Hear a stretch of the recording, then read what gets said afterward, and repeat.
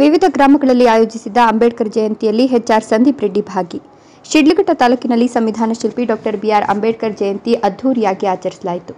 ಇನ್ನು ಸಮಾಜ ಸೇವಕ ಎಚ್ಆರ್ ಸಂದೀಪ್ ರೆಡ್ಡಿ ಶಿಡ್ಲಘಟ್ಟ ತಾಲೂಕಿನ ಹಳೇಹಳ್ಳಿ ಗ್ರಾಮದ ಸರ್ಕಾರಿ ಶಾಲೆಯಲ್ಲಿ ಮಕ್ಕಳ ಜೊತೆ ಅಂಬೇಡ್ಕರ್ ಭಾವಚಿತ್ರಕ್ಕೆ ಪುಷ್ಪನಮನ ಸಲ್ಲಿಸಿ ಅಂಬೇಡ್ಕರ್ ಜಯಂತಿ ಶುಭ ಕೋರಿ ಸಂವಿಧಾನದ ಆಶಯದಂತೆ ನಾವೆಲ್ಲರೂ ಒಂದೇ ಎಂಬ ಭಾವನೆಯೊಂದಿಗೆ ಜೀವನ ಸಾಗಿಸಬೇಕು, ಅವರ ತತ್ವ ಸಿದ್ಧಾಂತಗಳನ್ನು ಮೈಗೂಡಿಸಿಕೊಳ್ಳಬೇಕು ಎಂದರು. ಬಳಿಕ ಶಿಡ್ಲಘಟ್ಟ ಕ್ಷೇತ್ರದ ಮಳ್ಳಿಶೆಟ್ಟಿಹಳ್ಳಿಯಲ್ಲಿ ಆಯೋಜಿಸಿದ್ದ 134ನೇ ಅಂಬೇಡ್ಕರ್ ಜಯಂತಿಯಲ್ಲಿ ಭಾಗಿಯಾದರು. ಗ್ರಾಮಸ್ಥರು ಎಚ್ಆರ್ ಸಂದೀಪ್ ರೆಡ್ಡಿ ಅವರಿಗೆ ಅದ್ದೂರಿ ಸ್ವಾಗತ ಕೋರಿದರು. ಬಳಿಕ ಮಾತನಾಡಿದ ಅವರು, ಸಂವಿಧಾನ ಶಿಲ್ಪಿ ಡಾಕ್ಟರ್ ಬಿಆರ್ ಅಂಬೇಡ್ಕರ್ ಸಾಮಾಜಿಕ ನ್ಯಾಯ, ಮಾನವ ಹಕ್ಕುಗಳು, ಸಮಾನತೆಯ ಪ್ರತಿಪಾದಕರಾಗಿದ್ದ ಅಂಬೇಡ್ಕರ್ ಮಹಾನ್ ವ್ಯಕ್ತಿ. ಅವರ ಆದರ್ಶ ಸಿದ್ಧಾಂತಗಳನ್ನು ಮೈಗೂಡಿಸಿಕೊಂಡು ಉತ್ತಮ ಜೀವನ ಸಾಗಿಸಬೇಕು ಎಂದರು. ಮೊದಲಿಗೆ ಅಂಬೇಡ್ಕರ್ ಜಯಂತಿ ಅಂಗವಾಗಿ ಗ್ರಾಮಸ್ಥರು ಕೇಕ್ ಕತ್ತರಿಸಿ ಪಟಾಕಿ ಸಿಡಿಸಿ ಸಿಹಿ ಹಂಚಿ ಸಂಭ್ರಮಿಸಿದರು. ಈ ಸಂದರ್ಭದಲ್ಲಿ ಸ್ಥಳೀಯ ಗ್ರಾಮಸ್ಥರು ಹಾಜರಿದ್ದರು. ವರದಿ ನಂದಿರಾಜೇಶ್, ಶಿಡ್ಲಘಟ್ಟ.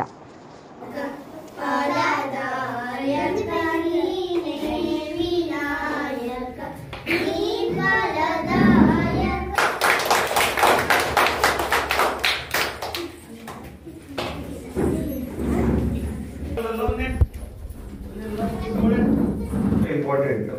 ಅವರು ಒಂದೇ ಸಮಾಜಕ್ಕೆ ಸೀಮಿತ ಅಲ್ಲ, ನಮ್ಮೆಲ್ಲರೂ ಸಮಾಜಕ್ಕೂ ಸೀಮಿತ. ಮಕ್ಕಳು ಕಲಿಬೇಕಾಗಿರೋದು ಏನು ಅಂತಂದ್ರೆ, ನಮ್ಮ ಮಕ್ಕಳು ಏನಿದ್ದಾರೆ ಅಂದ್ರೆ ನಮ್ಮ ಇಂಡಿಯಾದಲ್ಲಿ ಎಲ್ಲ ಮಕ್ಕಳು ಎಲ್ಲ ಒಂದೇ, ನಾವೆಲ್ಲರೂ ಒಂದೇ ಅನ್ನೋದನ್ನ ಅವ್ರು ಹೇಳಿ ತಿಳಿಸಿಪಡಿಸಿದ್ರು.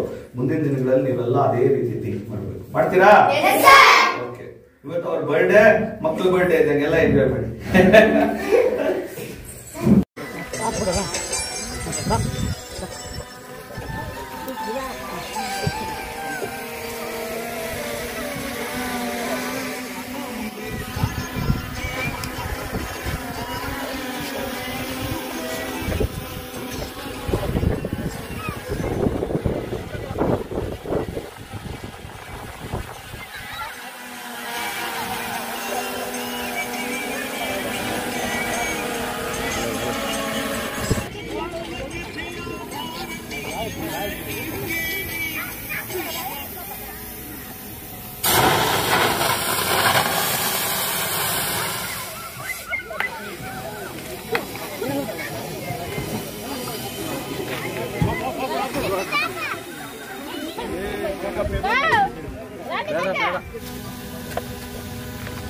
ಜೈ ಭೀಮ್.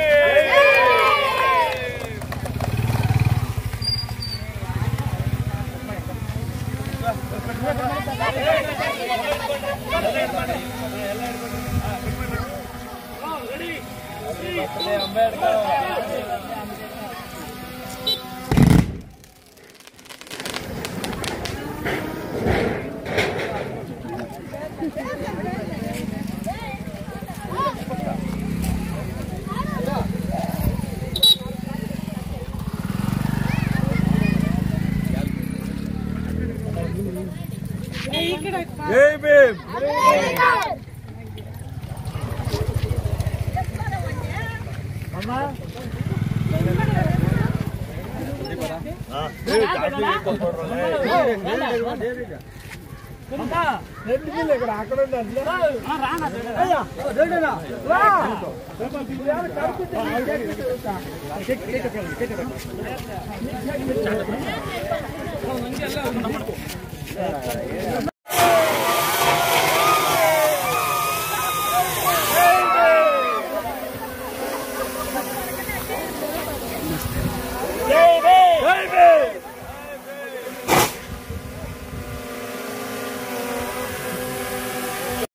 ಇದರಲ್ಲಿ ಹೊಸದಾಗೇನು ಮಾಡೋದೇನಿರೋದಿಲ್ಲ.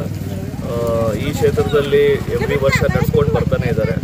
ಅಂಬೇಡ್ಕರ್ ಜಯಂತಿ ಅನ್ನೋದು ನಮ್ಮ ಎಸ್ಪೆಷಲಿ ಶಿಡ್ಲಘಟ್ಟ ಕ್ಷೇತ್ರಕ್ಕೆ ದೊಡ್ಡ ಮಟ್ಟದಲ್ಲಿ ಒಂದು ಹಬ್ಬ ಇದು. ಯಾಕೆಂದರೆ ಇಲ್ಲಿ ಈ ಕ್ಷೇತ್ರದಲ್ಲಿ ತುಂಬ ಹಿಂದುಳಿದ ಜನಾಂಗದ ಜನರು ಜಾಸ್ತಿ ಇದ್ದಾರೆ. ಹಾಗೂ ಈ ಕ್ಷೇತ್ರದಲ್ಲಿ ನಾನು ಅಬ್ಸರ್ವ್ ಮಾಡ್ದಂಗೆ ಆಗಿದೆ, ಕಾಲೋನಿಗಳನ್ನ ಅಂತ ಮಾಡ್ಕೊಂಡಿದ್ದಾರೆ. ಎವ್ರಿ ಊರಲ್ಲೂ ಒಂದು ಕಾಲೋನಿ ಅಂತ ಇದೆ. ಆ ಕಾಲೋನಿಯಲ್ಲಿ ಪಾಪ ಬಡವರು ಆ ಕ್ಷೇತ್ರದಲ್ಲಿರೋ ಥರ ಇದು ಮಾಡಿದ್ದಾರೆ. ನಾನು ಇಷ್ಟೇ ಹೇಳೋದು, ನಮ್ಮ ಬಾಬಾ ಸಾಹೇಬ್ ಅಂಬೇಡ್ಕರ್ ಅವರು ಸಂವಿಧಾನ ಮಾಡಿದಾಗ ಮೇಯ್ನ್ ಕನ್ಸಿಡರ್ ಮಾಡಿದ್ದೆ ಬ್ಯಾಕ್ವರ್ಡ್ ಕ್ಲಾಸ್ ಕಮ್ಯುನಿಟಿನ ಮೇನ್ ಸ್ಟ್ರೀಮ್ ತರಬೇಕು ಅಂತ. ನಾನು ಹೇಳೋದೇನು ಅಂತಂದರೆ, ಈ ಕಾಲೋನಿಗಳನ್ನೋದು ಹೊರಗಡೆ ಹೋಗಬೇಕು. ಎಲ್ಲ ಶಿಡ್ಲಘಟ್ಟ ಕ್ಷೇತ್ರದಲ್ಲಾಗಲಿ ಯಾವುದೇ ಹಳ್ಳಿಗಳಲ್ಲಾಗಲಿ ಕಾಲೋನಿಗಳಂತ ಇರಬಾರ್ದು. ಅವರು ಕೂಡ ಮನುಷ್ಯರೇ, ಅವರು ಕೂಡ ನಮ್ಮ ಜೊತೆ ಬೆರ್ತಿರಬೇಕು ಅನ್ನೋ ಒಂದು ಆಸೆ ನಂದು. ನಾನು ಯಾವಾಗಲೂ ಅಷ್ಟೇ, ನಾನು ಮುಂಚೆಯಿಂದನೇ ಹೇಳೋದಷ್ಟೇ, ಫಸ್ಟು ನಾವು ಮನುಷ್ಯರು, ಆಮೇಲೆ ಏನಿದ್ರೇನು. ಸೊ ನನ್ನ ನಿಟ್ಟಿನಲ್ಲಿ ಏನನ್ನತ್ತಂದರೆ ಈ ಕಾಲೋನಿ ಅನ್ನೋ ಒಂದು ಪದ್ಧತಿ ಹೋಗ್ಬಿಡ್ಬೇಕು. ಯಾಕಂದರೆ ಬಾಬಾ ಸಾಹೇಬ್ ಅವರು ಖಂಡಿತ ಕನಸದು ಆ್ಯಕ್ಚುಲಿ. ಸೊ ಅವರು ಶ್ರೀರಕ್ಷೆಯಾಗಿ ಜನಕ್ಕೆ ನಿಂತಿದ್ದಾರೆ. ಮೀಸಲಾತಿಗಳಿರ್ಬೋದು, ಏನೇ ಇರ್ಬೋದು, ಅವರಿಂದ ಇವಾಗ ಈ ದಿನಗಳಲ್ಲಿ ಸಿಗ್ತಾ ಇದೆ. ಮುಂದಿನ ದಿನಗಳಲ್ಲಿ ಅದ್ರ ಜೊತೆ ಸೇರ್ಕೊಂಡು ನಾವು ಏನು ಮಾಡೋಕ್ಕಾಗುತ್ತೋ, ಭವಿಷ್ಯದಲ್ಲಿ ಮಕ್ಕಳಿಗೆ ಏನು ಮಾಡೋಕ್ಕಾಗುತ್ತೋ ಆ ರೀತಿಯಲ್ಲಿ ನಾವು ಕೆಲಸ ಮಾಡ್ತೀವಿ. ಸರ್, ಇವತ್ತು ಶಿಡ್ಲಘಟ್ಟದಲ್ಲಿ ಅದ್ದೂರಿಯಾಗಿ ಒಂದು ಕಾರ್ಯಕ್ರಮ ನಡೆದಿದೆ. ಹೊಸದಾಗಿ ನೂತನ ಅಂಬೇಡ್ಕರ್ ಭವನ ಗುದ್ದಲಿ ಪೂಜೆ ನಡೆದಿದೆ. ನಿಮಗೆ ಇನ್ವೈಟ್ ಇತ್ತಾ ಇಲ್ಲ ಅಂದರೆ ಇತ್ತು, ಕರೆದಿದ್ರು. ಹಾಗೂ ಇಷ್ಟೇ ಹೇಳಕ್ಕೆ ಇಷ್ಟಪಡ್ತೀನಿ, ಅಂಬೇಡ್ಕರ್ ಭವನ ಆಗ್ತಿರೋದು ತುಂಬ ಒಳ್ಳೆ ಕಾರ್ಯ. ಆದರೆ ನನ್ನ ಆಸೆ ಏನು ಅಂತಂದರೆ ಕ್ಷೇತ್ರದಲ್ಲಿ ಅಭಿವೃದ್ಧಿಗಳಾಗಬೇಕು. ಭವನಗಳಾದರೆ ಏನೂ ಆಗೋದಿಲ್ಲ. ಯಾವಾಗಲೂ ಇಷ್ಟೇ ಹೇಳೋದು, ಇವಾಗ ನಾವು ಒಂದು ಹಳ್ಳಿಗೆ ಬಂದು ನೋಡಿದ್ರೆ ಗೊತ್ತಾಗುತ್ತೆ ಕಷ್ಟಗಳೇನಿದೆ ಜನಗಳದ್ದು ಅಂತ. ಇವತ್ತು ಇಷ್ಟೇ ಹೇಳೋದು, ಭವನ ಆಗಲಿ, ಮುಂದಿನ ದಿನದಲ್ಲಿ ಜನಗಳಿಗೆ ಅವ್ರದ್ದೇ ಆದ ಒಂದು ಏನು ವರ್ಚಸ್ ಇದೆ ಅದು ಸಿಗಲಿ. ಬ್ಯಾಕ್ವರ್ಡ್ ಕ್ಲಾಸ್ ಕಮ್ಯುನಿಟಿಗೆ ನಾನು ಯಾವಾಗಲೂ ಹೇಳ್ತಾ ಇರ್ತೀನಿ, ಇವಾಗ ಹೆಂಗೆ ಒಬ್ಬರು ನಾವು ಗೌಡ, ರೆಡ್ಡಿ ಅಂತ ಹೇಳ್ಕೊಳ್ತಾರೋ, ನಾವು ಮಾದಗರು, ನಾವಿದು ಅನ್ನೋದು ಒಂದು ಬ್ರ್ಯಾಂಡ್ ಆಗಬೇಕು ಅನ್ನೋದು ನನ್ನ ಆಸೆ. ಸೊ ಎಲ್ಲರೂ ಒಂದು ಬ್ರ್ಯಾಂಡ್, ಎಲ್ಲ ಮಕ್ಕಳು ಒಂದು ಬ್ರ್ಯಾಂಡ್. ಸೊ ಎಲ್ಲ ಇಂಡಿಯನ್ಸ್ ಆಗಿ ಮುಂದೆ ಹೊರಗಬಿಡಬೇಕು ಅನ್ನೋದೊಂದು ಆಸೆ ಅಷ್ಟೇ ಸರ್. ಮತ್ತು ನಮ್ಮ ಶಿಡ್ಲಘಟ್ಟ ಕ್ಷೇತ್ರದಲ್ಲಿ ಸಂದೀಪ್ ರೆಡ್ಡಿ HR ಇವರಂದರೆ ಸಮಾಜ ಸೇವಕ, ಯುವ ನಾಯಕ, ಈ ಥರ ಎಲ್ಲ ಜನರಲ್ಲಿ ಒಂದು ಹೊಸದಾಗಿ ಒಂದು ಹೆಸರು ಬರ್ತಾ ಇದೆ. ಅದ್ರ ಬಗ್ಗೆ ನೀವು ಮುಂದಿನ ದಿನಗಳಲ್ಲಿ ಯಾವ ರೀತಿ ಸಮಾಜ ಸೇವೆ ಆಗ್ಬೋದು, ಇಲ್ಲ ರಾಜಕೀಯ ಆಗ್ಬೋದು, ಯಾವ ರೀತಿ ಮಾಡಬೇಕು ಕಾರ್ಯರೂಪ? ಇದು ರಾಜಕೀಯ ಅನ್ನೋಕ್ಕಿಂತನೂ ಈ ಕ್ಷೇತ್ರದಿಂದ ಯಾರು ಒಬ್ರು ಎದ್ದೇಳಲೇಬೇಕಾಗಿತ್ತು. ಯಾಕಂದರೆ ನಮ್ಮ ದಿಬ್ಬೂರಹಳ್ಳಿ ಕೆಳಗಡೆ ಯಾರು ಕೂಡ ಒಬ್ಬರು ಲೀಡರ್ ಅಂತ ಅನಿಸ್ಕೊಂಡಿಲ್ಲ. ಇವತ್ತು ಕೂಡ ಅಷ್ಟೇ ನೋಡಿ, ಯಾವುದೇ ನಮ್ಮ ಜಂಗಮಕೋಟೆ ಇರ್ಬೋದು, ನಮ್ಮ H ಕ್ರಾಸ್ ಇರ್ಬೋದು, ಆ ಕಡೆಯಿಂದ ಲೀಡರ್ಸ್ ಇದ್ದಾರೆ. ಈ ಕಡೆಯಿಂದ ಯಾವ ಮೇನ್ ಲೀಡರ್ಸ್ ಅಂತ ಕನ್ಸಿಡರೇ ಮಾಡೋದಿಲ್ಲ. ನನ್ನ ಆಸೆ ಇಷ್ಟೇ, ಈ ಕ್ಷೇತ್ರದಿಂದ ಒಂದು ಲೀಡ್ರು ಯಾರು ಹೊರಗಡೆ ಹೋಗ್ಬೇಕು. ನಾನೇ ಅಂತಲ್ಲ, ನಾನೊಂದು ದಾರಿ ಆಗಿರ್ಬೋದು ಅಷ್ಟೇ. ಯಾರು ಬೇಕಾದ್ರೂ ವಿದ್ಯಾರ್ಥಿಗಳು ಯಾರು ಬೇಕಾದ್ರೂ ಬರ್ಬೋದು, ಈ ಕ್ಷೇತ್ರದಲ್ಲಿ ಮುಂದಿನ ದಿನಗಳಲ್ಲಿ ಕೆಲಸ ಮಾಡ್ಬೋದು, ಅವ್ರ ಕೈ ಹಿಡಿಯೋಣ ಸರ್. ಮತ್ತು ಶಿಡ್ಲಘಟ್ಟ ಕ್ಷೇತ್ರ ಮುಂದಿನ ಚುನಾವಣೆಯಲ್ಲಿ ಏನು ಮೀಸಲಾತಿ ಆಗುವ ಮುನ್ಸೂಚನೆ ಇದೆ ಅಂತ ಇದ್ದಾರೆ. ತುಂಬ ಖುಷಿ. ಮೀಸಲಾತಿ ಆದರೆ ಅಟ್ಲೀಸ್ಟ್ ಒಂದಷ್ಟು ಜನ ಯಾರು ಸುಮ್ಮನೆ ಸಮಾಜ ಸೇವೆ ಅಂತ ಹೇಳ್ಕೊಂಡು ಫೀಲ್ಡಲ್ಲಿದ್ದಾರೋ ಅವರೆಲ್ಲ ಹೊರಗಡೆ ಹೋಗ್ತಾರೆ. ಆಲ್ರೆಡಿ ಸ್ಟಾರ್ಟ್ ಆಗಿದೆ ಅಂತಲೂ ನನಗೆ ಅನಿಸುತ್ತೆ, ಕೆಲವರೆಲ್ಲ ಕಾಣ್ತಾನೆ ಇಲ್ಲ ಆಲ್ರೆಡಿ. ಆದರೆ ನನ್ನ ಒಂದು ಆಸೆ ಏನು ಅಂತಂದರೆ ಮೀಸಲಾತಿ ಅನ್ನೋದನ್ನು ಜಸ್ಟ್ ಒಂದು ನಾಮಕಾವಸ್ಥೆಗೆ ಆಗಬಾರ್ದು. ಆ ಜನಗಳಿಗೆ ಶಕ್ತಿ ತುಂಬೋ ಕೆಲಸ ಆಗಬೇಕು. ಸುಮ್ಮನೆ ನಾವು ಅಂಬೇಡ್ಕರ್ ಜಯಂತಿ ಮಾಡೋದ್ರಿಂದ ಆಗಲಿ ಇದರಿಂದ ಆಗೋದಿಲ್ಲ ಶಕ್ತಿ ತುಂಬೋದು. ಆ್ಯಕ್ಚುಲ್ ಆಗಿ ನಾನು ಹೇಳಿದೆ, ಎಲ್ಲರ ಮನೆಯಲ್ಲಿ ಹೋಗಿ ಊಟ ಮಾಡಬೇಕು, ಅವ್ರ ಮನೆಯಲ್ಲಿ ಊಟ ಇದು ಮಾಡಬೇಕು. ಅದಕ್ಕೆ ಹೇಳಿದ್ದು, ಇವತ್ತು ಬೆಳಗ್ಗೆಯಿಂದ ನಾನು ಜನಗಳ ಜೊತೆ ಸೇರ್ತಾ ಇದ್ದೀನಿ, ಅವ್ರ ಜೊತೆ ಊಟ ಮಾಡ್ತಾ ಇದ್ದೀನಿ, ಕೇಕ್ ತಿಂತಾ ಇದ್ದೀನಿ. ಯಾಕೆ ಹೇಳ್ತಾ ಇದ್ದೀನಿ ಅಂತಂದರೆ, ಯುವಕರಲ್ಲಿ ಇದೊಂದು ಭಾವನೆ ಹುಟ್ಟಬೇಕು. ಈಗ ಇವರೆಲ್ಲ ನಮ್ಮವರೇ, ನಮ್ಮಂಥ ಭಾವನೆ ಬರೋ ತನಕ ಈ ಕ್ಷೇತ್ರದ ಅಭಿವೃದ್ಧಿ ಆಗೋದು ತುಂಬ ಕಷ್ಟ ಆಗುತ್ತೆ. ನಾನು ಇಷ್ಟೇ ಹೇಳೋದು, ಈ ಕ್ಷೇತ್ರ ಅಭಿವೃದ್ಧಿ ಆಗಬೇಕಂದ್ರೆ ಫಸ್ಟು ವಿದ್ಯಾರ್ಥಿಗಳೆಲ್ಲ ಅರ್ಥ ಮಾಡ್ಕೊಬೇಕು, ಈ ಕಾಲೋನೀಸ್ ಅವೆಲ್ಲ ಯಾವುದೂ ಇಲ್ಲ ಅಂತ ಫಸ್ಟ್.